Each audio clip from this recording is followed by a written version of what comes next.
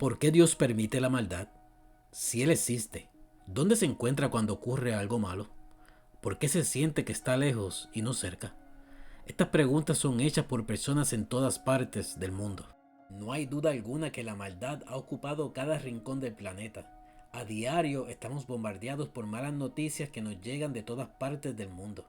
Por eso no es de extrañar que toda persona que cree en algún Dios se haga esa pregunta. Si hay un filme que tiene la misma interrogante como uno de sus temas, lo es la película sueca estrenada en el año 1960, The Virgin Spring, o conocida en español como El manantial de la doncella, o La fuente de la Virgen. El largometraje está basado en una antigua balada sueca del siglo XIII. Una posible traducción al español podría ser La hija de Toré es vengada. La historia se desarrolla en un mundo medieval sueco en donde el cristianismo y el paganismo están presentes. Toré y Mareta son una pareja próspera y muy devotos a su fe cristiana. Gud Fader, Son och den heliga Ande med hela sin änglaskara. Bevara oss idag och allan stund för allsköns djävulens snara. Gud låt oss ske idag. Varken last, skam eller skada. Ellos encomiendan a su única hija Karin a llevar unas velas a la iglesia en honor a la Virgen María. La adolescente está acompañada de su media hermana paterna, Inneri, quien secretamente adora a la deidad nórdica Odín. Gud, Oden, kom! Karin es una joven mimada que recibe toda la atención de sus padres. En cambio, Inneri, al quedar embarazada de una relación extramatrimonial, es mirada con desprecio e indiferencia por parte de Toré, Marta y sus sirvientes. Du kan gärna hat, som du bär dig åt. Spottar och fräser som en vildkatt. Fast du borde tacka Gud på dina bara knän för hans barmhärtighet.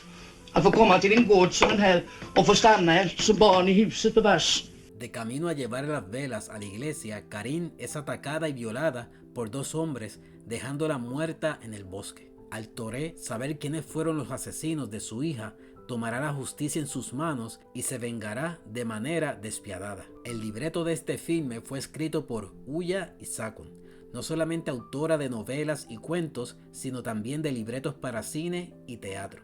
Los primeros escritos de esta autora tenían como tema la religión y los conflictos que esto conllevaba. El director de este filme fue el reconocido cineasta sueco Ingmar Bergman, quien contrató a esta escritora no solamente porque apreciaba su trabajo, sino también por su conocimiento del mundo medieval sueco. Esta sería su película número 24. Bergman no solamente fue director de películas, sino también dirigió obras de teatro y televisión. El cine de Bergman es uno que trae muchas preguntas muy humanas como la mortalidad, la soledad, la sexualidad, la fe religiosa y Dios.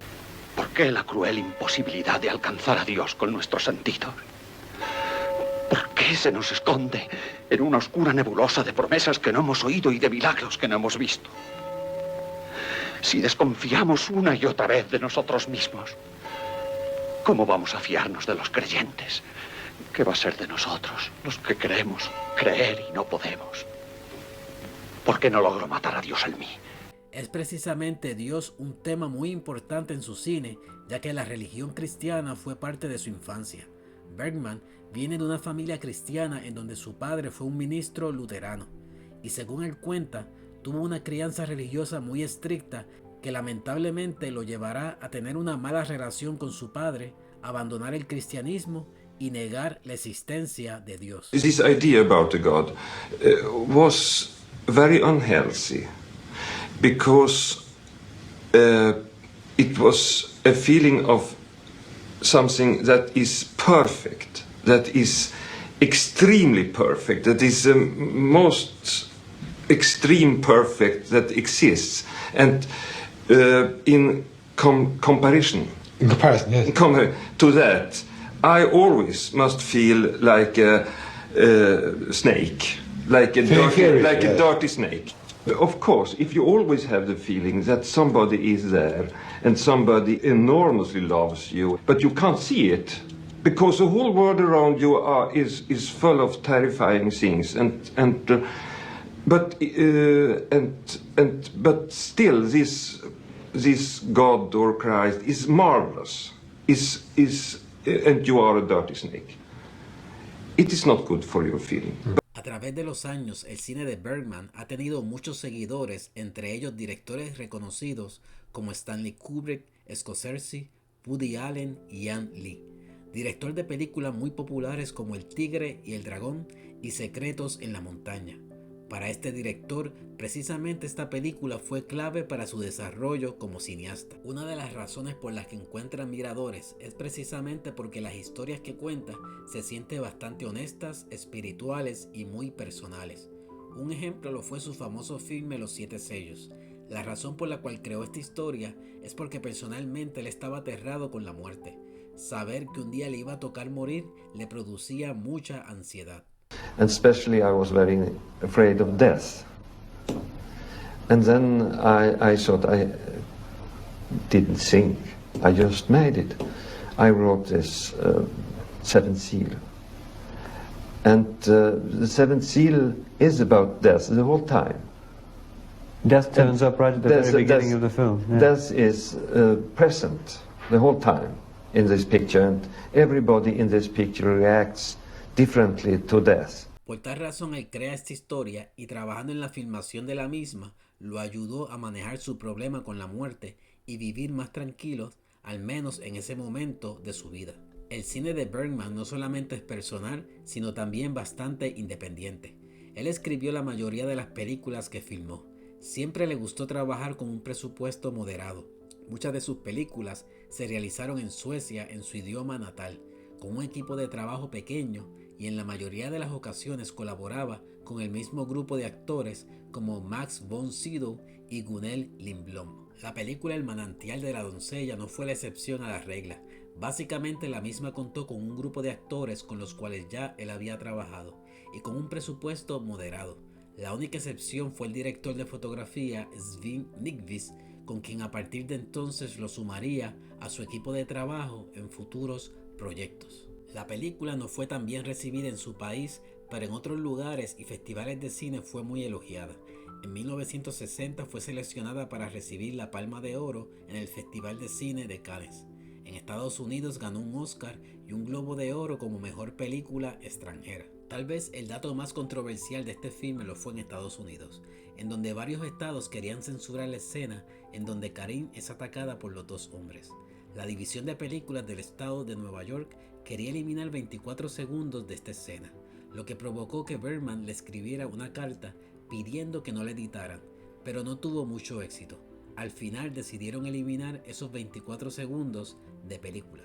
12 años más tarde, el conocido director de terror Wes Craven, conocido por películas como Pesadilla en Elm Street y Scream, dirigirá su primera película titulada La venganza de la casa del lago, que tomó como inspiración La fuente de la doncella, aunque a mi entender, esa película parece más bien una nueva versión muy mala del filme de Bergman. La fuente de la doncella tiene aspectos artísticos destacables, como las actuaciones de los protagonistas y de actores secundarios, pero en especial la dirección de Ingmar Bergman. Tiene momentos muy buenos de lenguaje cinematográfico, como en el momento en que la adolescente es atacada, cuando los criminales están cenando junto a los padres de la niña, y el momento de la venganza.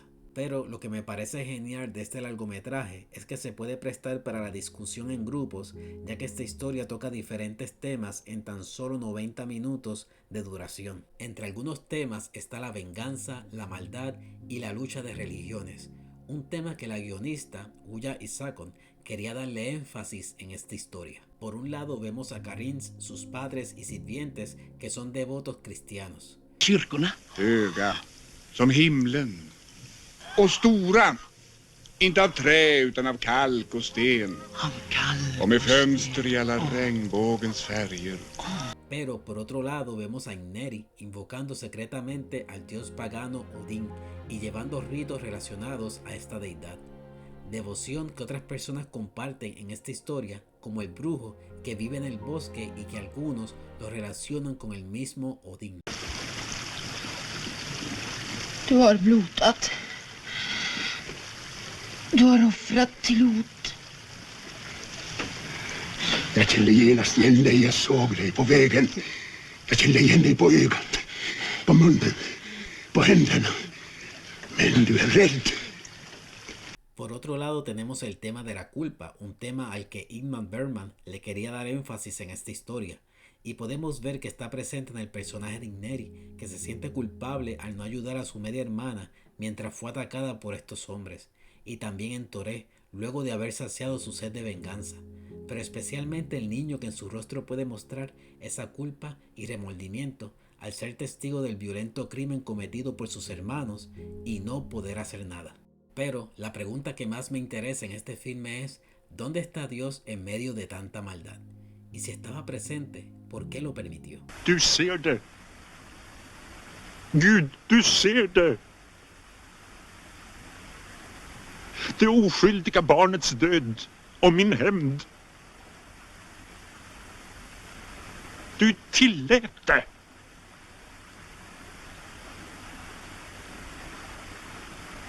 Jag förstår det inte. ¿Por qué permitió Dios la falta de compasión y simpatía de Mareta y Toré a Inneri? La tratan con desprecio por estar embarazada de una relación desconocida. Du, inte är jag rädd att min dotter kliver i dina skitna fotspår. Vi har aldrig liknat varandra mer än rosen liknar törnet. Haha! Jag hade bara alltid stuckit så pinats. Inte ens nu kan du låta bli. Fast vi rättligen borde köra det på porten som du ställde för det. La envidia de Innari a Karim, el crimen de estos dos hombres y la despiadada venganza de Toré, que no solamente asesinará a estos hombres, sino también al niño.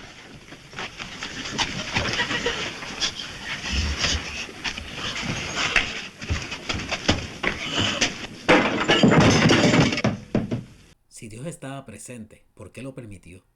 ¿Por qué no hizo nada para detenerlos? Es una pregunta que todos nos hacemos en algún momento de nuestra vida, y no hay una respuesta rápida o fácil a la misma, pero la realidad es que en su palabra claramente nos indica que Él conoce la maldad que hay en el mundo, y que no es indiferente a la misma. Al final del tercer acto, Toré, en medio de su dolor, le pide perdón a Dios por su pecado. Segundos después se produce el milagro. Una fuente de agua sale al levantar el cuerpo de la niña. Se han emitido diferentes opiniones al respecto, debido a las diferentes actitudes que toman todos los personajes al presenciar el milagro. Yo quiero pensar que este milagro es la respuesta de Dios a Toré, ofreciendo perdón y consolación tanto a él como a los que están presentes. El Dios que creemos no está lejos, sino que está cerca, perdonando y purificando a aquellos que desean ser limpiados de su maldad.